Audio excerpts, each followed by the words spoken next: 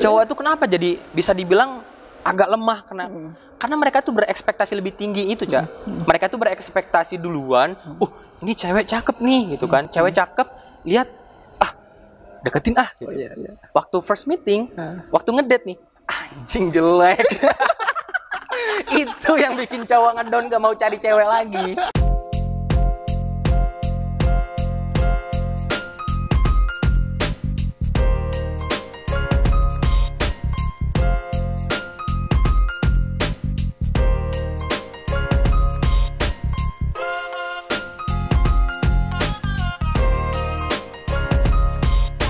Hari ini kan banyak generasi kita yang generasi lembek ya, termasuk mungkin saya gitu. Saya juga. Maksudnya dikit-dikit self healing, self reward, terus kemudian merasa toxic, merasa kayak ini bukan passion saya, insecure sana sini, terus kemudian bertanya tentang kita hari ini ngapain sih, apa yang kita kerjakan, kedepannya kita bakal ngapain dan lain-lain gitu kan. Banyak orang yang berada pada fase ini hari ini tuh. Dan dari tadi kita diskusi, aku ngelihatnya nggak begitu adanya dengan kamu gitu. Nah, apakah kamu juga ngerasa hal seperti itu atau bagaimana perspektifmu melihat hari ini? Aku sih tetap satu, Cak. Dari pertama aku menyampaikan pertanyaan ini ke kedua orang tua, sampai sekarang aku masih yakin. Karena nama aku tuh unik, Cak. Zulfikar Fauzi Akbar. Itu secara makna itu pedang kemenangan yang besar. Karena itu aku yakin, mau kemanapun aku, mau apa yang aku hadapin tuh, aku pasti bisa. Aku pasti menjadi jadi sebuah kemenangan gitu. Dan itu pun yang aku rasain itu emang bener gitu loh. Mau terpuruknya kita, mau bener-bener sampai aku pun ngerasa aku gak punya temen loh di kehidupanku. Meskipun bisa dibilang I'm a social butterfly gitu loh. Aku yang gampang kesana kesini, easy going gitu kan. Mau kenal orang ya tinggal cuap gitu kan. Mau bener. Ya mau ini ya udah tinggal just make it flow gitu kan. Dan itu pun relate banget gitu loh sama pola pikir yang pertama itu. Oh, orang tua tuh ngasih nama ini tuh kayaknya cocok bener sama aku gitu. Karena yang aku rasain sekarang itu emang bener. Kemanapun aku ngerasa ya udah nggak ada beban gitu. Makanya banyak orang itu yang bilang, si Jul mah bodo amat hidupnya gitu, gak usah di apa-apain juga dia bakal happy gitu. Iya saja lu kelihatan gak pernah ada beban-bebannya gitu. Meskipun di sini beban banyak. Iya, bener. Kalau di ibarat ini, aku jalan di belakang itu kontainer banyak gitu, tarik kontainer gitu. Kayak gitu. Cuman ya aku ingat ke ini sih ucapan kakek aku. Sejelek apapun hidup kamu jangan pernah menunjukin ke orang lain kejelekan itu gitu. Kayak gitu. Makanya dengan pola pikir dan statement yang benar-benar aku pegang sampai sekarang gitu kan, aku tuh sebuah kemenangan yang besar gitu buat keluarga aku, buat aku sendiri juga gitu. Jadi aku gak pernah mikir gitu, mau itu pun aku trading totos berpuluh-puluh duitnya lah gitu kan, berapapun lah, ya udah gitu loh. Yang namanya hidup tuh cuman cobaan dan ujian gitu. Tapi ingat lagi, nama aku tuh kemenangan gitu loh. Mau dijatuhkan sejatuh apapun, yang namanya kemenangan pasti menang. Pasti menang gitu. Kita nggak menyerah pada kekalahan gitu. Betul. Kekalahan tuh cuman cuman jentikan doang gitu loh. Oh, kamu tuh cuman dites doang. Kalau misalkan kamu terpuruk, terus kamu berasa jatuh, ya berarti kamu bukan apa-apa. Kalau misalkan kamu terpuruk, sadar, oh, aku tuh harus berjuang lagi nih. Ini tuh cobaan sebenarnya tuh. Ini tuh ujian gitu buat kita. Ya harus gapai lagi gitu. Makanya yang namanya musibah dan lain sebagainya udah terimain aja gitu. Jangan terlalu difikirkan gitu. Makanya itulah yang jadi statement orang-orang itu, si Jul tuh hidupnya bodo amat gitu. Ada banyak banget, Cak, serius, banyak banget temen. Mau sampai temen yang sekarang kenal baru kayak yang dari dulu sampai sekarang tetep kok. Stigma mereka yang si Zul yang mana? Zulfikar. Oh, yang bodo amat itu ya. Emang bener. Aku tuh gak pernah mikir hidup kita tuh harus bener-bener ngikutin yang kebaikan gitu. Memang meskipun kita tuh harus mencari kebaikan ya, tapi nggak selamanya kehidupan tuh didapatkan dari kebaikan tersebut. Ada kalanya waktu kita terpuruk kita dapat kehidupan. Ada kalanya kita lagi melakukan sesuatu yang jelek, kita dapat nilai kehidupan juga gitu. Makanya aku nggak pernah mikir, aduh aku salah gitu. Aduh aku gimana? Nggak pernah. Makanya ya balik lagi kayak Cak Ipin tadi bilang, saya nggak pernah lihat kamu kayaknya nggak ada beban gitu. Tahu. Karena pada akhirnya kegagalan yang sebenarnya adalah ketika kita tidak pernah berangkat atau berani kembali lagi dari kegagalan itu sih, berhenti mencoba gitu. Dan lu Jack kan Ma. orangnya nggak pernah berhenti mencoba gitu, nggak peduli apapun kondisinya, apapun keterpurukannya, ya udah let it flow gitu. Jadi Betul. terima aja dan tetap bergerak. Balik lagi, you never know if you never try gitu Alright. kan. Gitu. That's a great statement. Oke, tapi pada akhirnya aku tetap menyimpulkan satu hal dan aku memiliki satu keyakinan. Nggak mungkin seorang manusia nggak memiliki rasa sakit yang dia simpan. Gitu. Wah, aduh, berat nih sakit nih.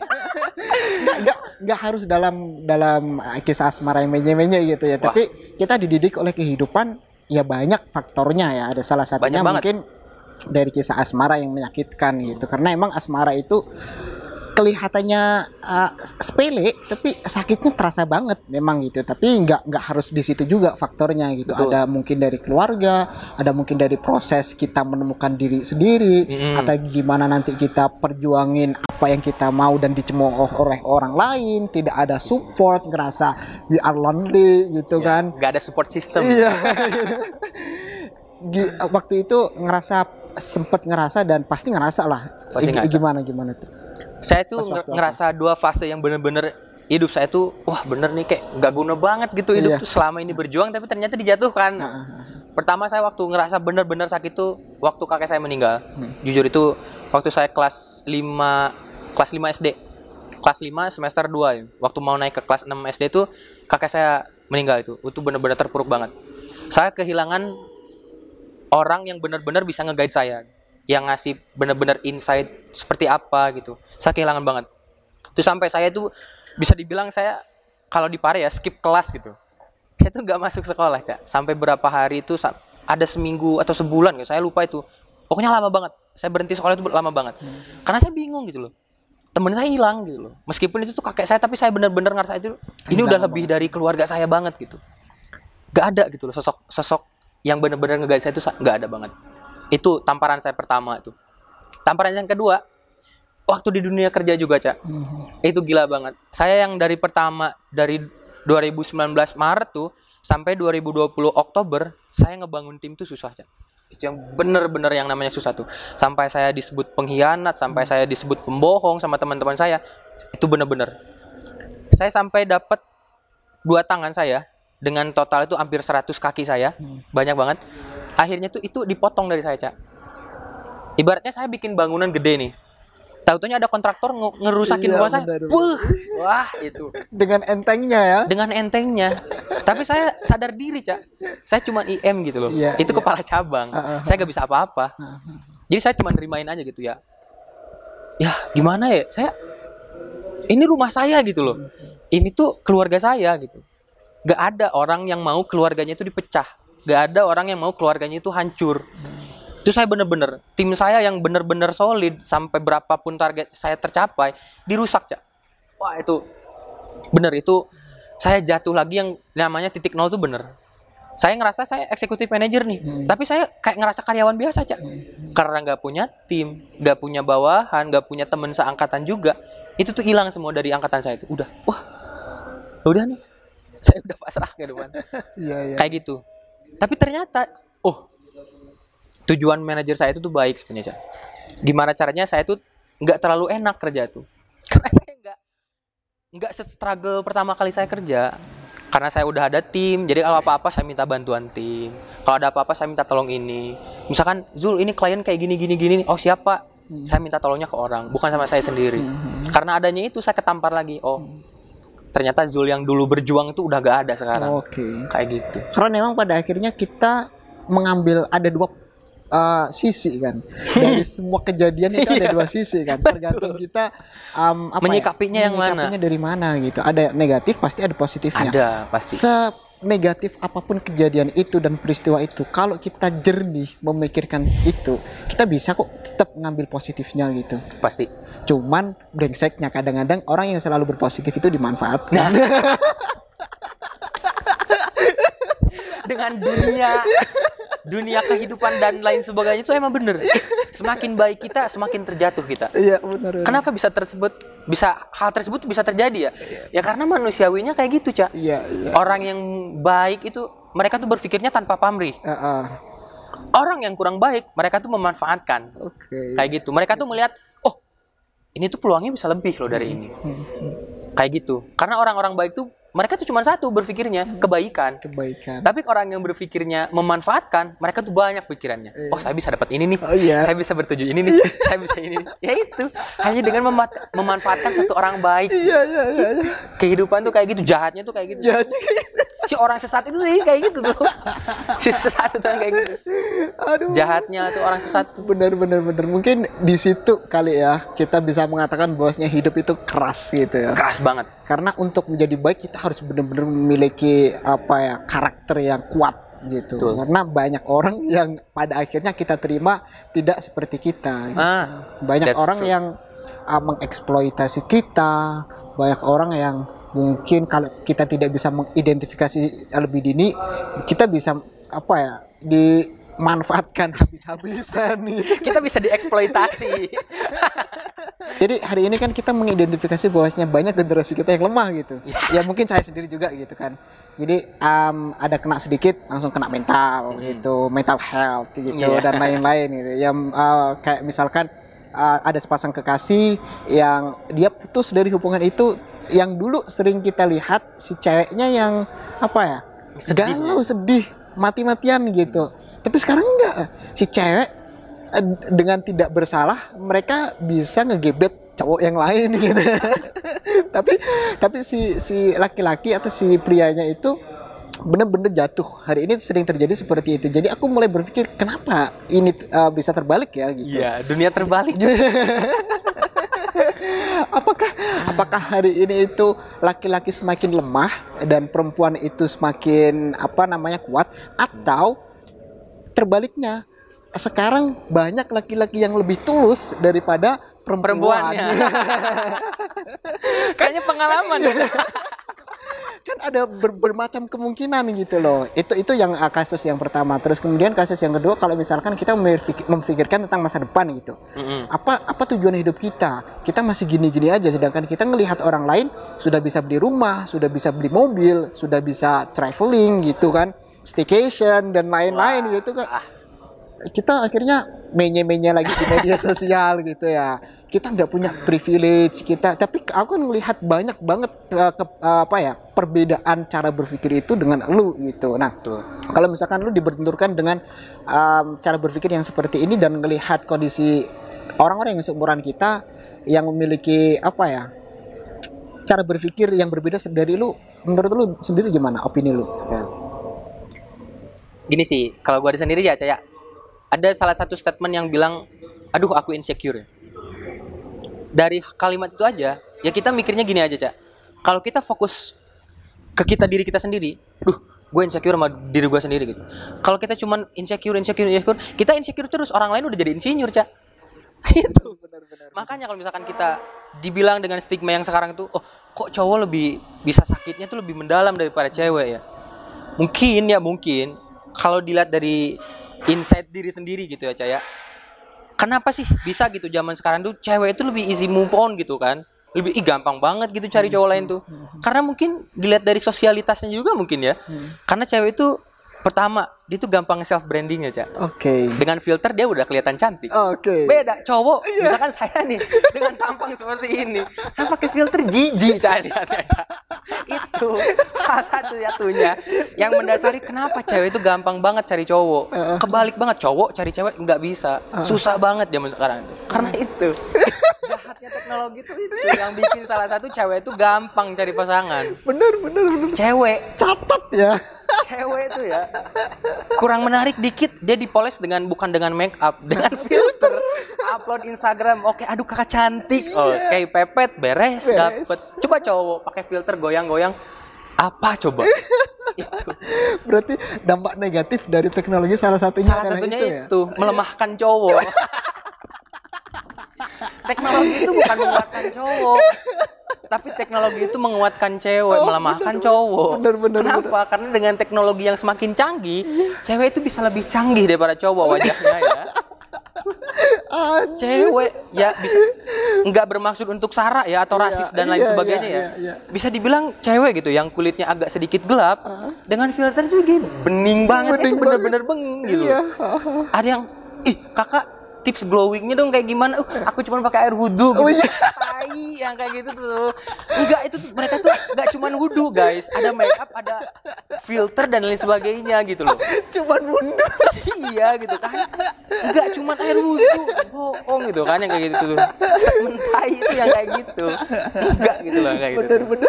Itu yang bikin cowok-cowok tuh yang tertipu. Iya. Cowok tuh kenapa jadi bisa dibilang agak lemah karena mereka tuh berekspektasi lebih tinggi itu, Cak. Mereka tuh berekspektasi duluan, ini cewek cakep nih gitu kan. Cewek cakep, lihat deketin gitu. Oh, iya. Waktu first meeting, waktu ngedate nih, anjing jelek.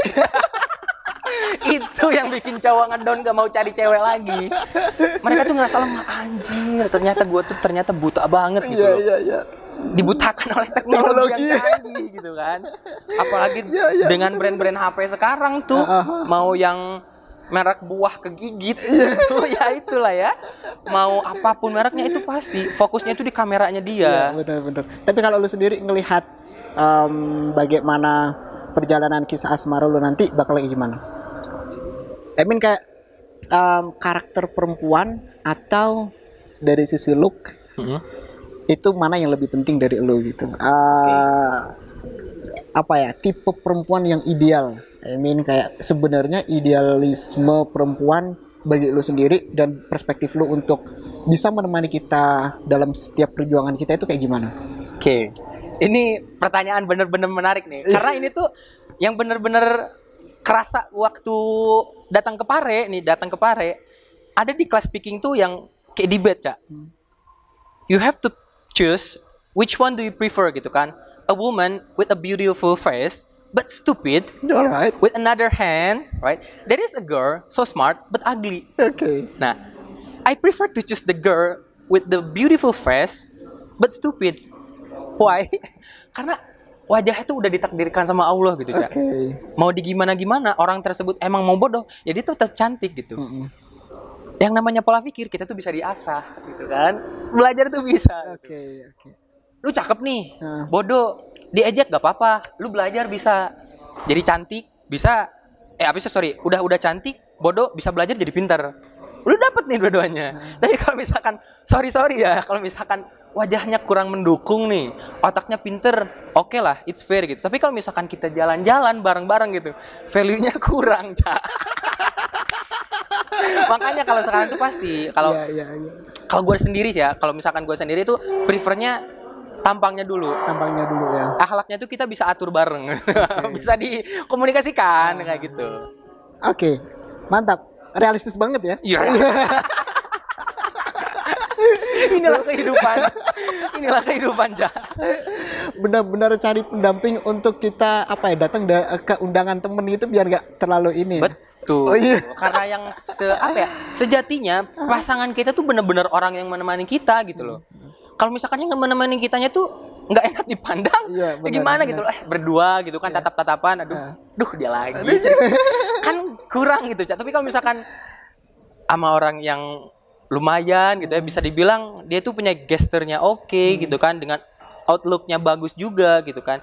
Ngobrol nih kan, dibawa kemana, diajak ngobrol kan betah gitu kan. Ya meskipun di segi pendidikannya atau mungkin di pola pikirnya agak sedikit kurang, maksudnya agak sedikit terlambat lah ya. Ya kan kita bisa dorong, bisa bantu, bisa sharing gitu kan. Namanya ilmu tuh bisa ditransfer gitu loh. Sekarang kecantikan bisa ditransfer gak? Gak bisa. Misalkan kamu cantik, minta dong gak bisa, Cak. Sorry to say. That never happen in our life gitu loh. Oke, benar. Tapi kalau misalkan lu nemuin seseorang yang cantik tapi karakternya jengkelin. Benar ya. Ini orang bodoh banget. ya cuman value-nya apa sih? Value-nya kamu cantik doang gitu. Ini kayak gitu. Kalau pada akhirnya dibenturkan dengan hal kayak gitu, gimana? Kalau misalkan memang itu takdir, mau gak mau kan. Cuman ada salah satu cara itu, kalau memang kita tuh ketemu nih, kita udah suka sama orang tuh, sama seseorang, pasti dari luarnya dulu sebelum dalamnya, ya kan? Benar. Nah, terus kita tahu nih, ternyata dalamnya tuh kurang banget, atau mungkin dalamnya itu brengsek banget gitu. Ya kita terimain dulu gitu loh. Yang namanya orang tuh kan bisa talk each other gitu kan. We have to correct each other juga kan. Kita tuh, kamu tuh kurangnya ini gitu loh. Aku juga kurangnya di situ gitu. Kalau misalkan kita sama-sama kurang, ya udah kita saling melengkapi. Kita cari gini, pelengkapnya tuh apa gitu loh kan. Yang namanya kehidupan tuh bisa dicari terus kayak gitu. Apalagi yang namanya insight dan lain sebagainya, pengalaman apalagi. Nggak bisa kita tuh cuman diem, cuman berpikir dan cuman mengandalkan background kita. Pengalaman tuh nggak bisa kayak gitu. Pengalaman tuh kita kejar. Kita melakukan sesuatu, kita dapat pengalaman. Bukan kita pinter nih. Kita tahu teori dari A sampai Z, tapi kita tuh nggak punya pengalaman satu pun, percuma. Kayak gitu. Jadi punya tantangan untuk setidaknya mempengaruhi dia untuk berubah. Betul. Jadi seorang yang lebih baik gitu ya. Oke, that's good statement gitu. Terus kemudian ada Cocok banget. macam banget dan realistis banget. Memang seorang Zul itu kayak gitu ya. Gak ada yang bisa matahin dong. Kecuali Tuhan. Bebas banget pokoknya kayak berpikirnya. Emang bener. Dan gue juga nerima gitu, nerimain aja gitu loh. Mau orang ngecerca kayak gimana, ngecaci maki kayak gimana, ya misalkan emang kita nyamannya seperti ini, ya udah gitu loh. Bahkan sampai sempat saya juga dibilang gitu kan, ada teman saya, Jul kayaknya lu tuh jangan terlalu belak-belakan deh, Jul kayaknya lu tuh jangan terlalu bebas deh. Yang namanya hidup tuh pasti ada batasan gitu loh. Tapi sorry gitu loh, gue selama hidup tuh gak pernah gitu loh. Gue tuh lihat, oh ini loh batas hidup gue tuh. Batas hidup tuh bukan yang namanya social gap, bukan pendidikan, bukan. Batas hidup tuh cuman kematian doang. Selama kita masih hidup ya udah kita explore gitu loh. Makanya si Jul bodo amat, ya emang gue bodo amat gitu loh. Karena tujuan gue itu bukan cuman cari value diterapkan di kehidupan udah diem, enggak gitu. Gue dapet A nih, gimana caranya orang juga harus bisa dapet A. Orang lain dapat B, gimana caranya gue juga bisa nggak sih gue bisa dapat B? Kalau misalkan toh emang gue gak bisa dapat B, ya gue juga masih cari gitu loh. Apa yang bisa gue raih dan apa yang nggak bisa gue raih, kayak gitu. Makanya kita tuh harus benar-benar terbuka banget pikiran tuh. Jangan terpaku dengan omongan, si Julma bodo amat. Ya kalau misalkan lu berpikir kayak gitu ya udah gitu loh. Gue tuh apa yang lu pikirin, karena gue diri sendiri. Yang gue itu ya gue diri gitu loh. Gue juga gitu loh kan. Kayak gitu. Makanya orang mau ngomong apa, I don't care gitu. Ya udah, it's my life gitu loh. Oke. Kayak gitu. Oh, iya. Itulah pentingnya kita mengetahui karakter kita kan. Betul. Pendirian, prinsip, bos. Prinsip. Jangan sampai lingkungan Anda merubah Anda. Nah, itu. Sampai ada banyak banget yang bilang nih, si A nih main dengan ini, main dengan itu, waktu reunian. Si A kok jadi beda ya? Jadi kayak gini nih. Beda kan kalau misalkan, mungkin ya Cak, kalau misalkan kita ketemu mungkin 5 tahun atau beberapa puluh tahun kemudian, waktu ketemu, si Jul masih seperti ini, ya berarti gue tuh tahu gitu loh, gue tuh harus seperti apa, konsistensinya ada gitu kan. Yang penting kita responsibel dengan sikap kita yang kita kasih ke orang. Jangan sampai kita tuh kayak bunglon gitu loh. Kita kesini nyaman dengan sini, ya udah kita pura-pura baik. Kita ke tempat yang jelek, kita pura-pura jadi jelek. Yang nggak gitu juga. Kalau misalkan kita udah teguh, misalkan ya gue mau bad look gitu di hadapan orang lain, ya udah bad look terus. Kalau misalkan kita mau bagus, ya udah bagus terus gitu loh. Jangan sampai kita tuh jadi bunglon. Tapi yang bunglon itu yang jadi benalu gitu loh. Benalu banget sih. Benalu banget sih. Jelek banget yang kayak gitu tuh. Oke. Ini kita menuju akhir nih ya. Udah sengaja kita udah 1,5 jam kayaknya nih ngobrol nih. Bisa di-extend. Kalau di warnet nambah di link. Sampai kita kehabisan baterai satu nih.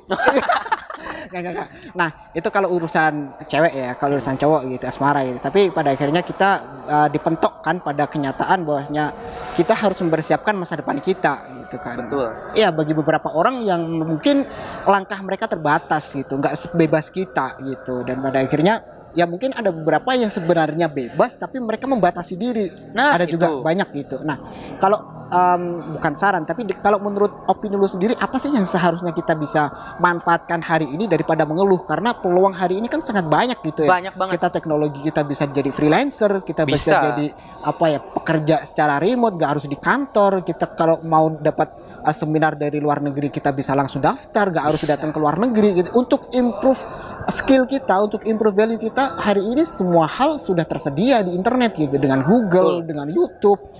Banyak hal gitu. Kenapa kita hari ini malah menjadi generasi yang insecure? Kenapa kita hari ini malah menjadi generasi yang overthinking gitu? Gitu kan? Kalau menurut aku dulu sendiri gimana tuh? Kalau menurut saya sih ya, Cak, kita tuh tetap harus bisa menjadi diri seorang manusia itu loh. Balik lagi, value-nya manusia itu apa sih? Manusia itu dilahirkan di dunia itu untuk bersosialisasi. Cuman hal yang terpenting yang harus benar-benar kita pahami itu, we have to know our limits, then we have to break it gitu loh. Percuma kita tahu, oh ini batasan kita, udahlah diem gitu loh. Itu salah Cak yang kayak gitu tuh. Dengan teknologi yang sekarang sangat-sangat mumpuni banget nih. Kita tuh bisa tahu kelemahan kita di aspek yang seperti apa, kelebihan kita tuh di aspek mana. Kita tuh sebenarnya bisa lebih nge-reach lagi lebih banyak. Makanya kita tuh tahu, oh ternyata limit aku di sini. Misalkan, waduh, gue tuh bodoh dalam hal matematika gitu. Teknologi tuh canggih gitu. Ya break your limits gitu loh. Cari matematika tuh kayak gimana sebenarnya. Sama, semua bidang tuh udah sebenarnya kalau dilihat ya Caya, 2000 berapa puluh ke depan itu saya yakin kok pasti teknologi itu lebih berkembang. Pola pikir manusia juga pasti berkembang. Maka dari itu yang bikin gak berkembang tuh satu kata sebenarnya Cak, insecure tersebut. Makanya kalau misalkan ada jin Aladin dan sebagainya okay. Satu permintaan saya satu, hilangin pola pikir yang insecure tersebut. Itu karena dengan kita fokus ke insecure, kita gak bakal dapat apa-apa. Kita udah tahu limit dari situ, kita malah ngurung diri. Stay di zona nyaman tersebut. Itu yang salah. Yang salah kaprah orang sekarang itu. Kita insecure, ya udah kita gak gerak. Kita malu, udah kita gak gerak, salah. Kalau kita misalkan insecure, oh itu limit kita. Kita harus nge-break limit itu. Kayak gitu.